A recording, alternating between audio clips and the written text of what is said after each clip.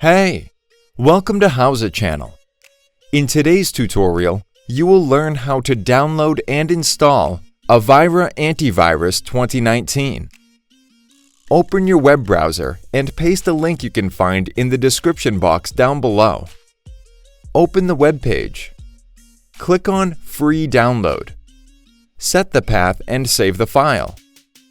Open the installation file. Click on Accept and Install. Click on Yes in the pop-up window.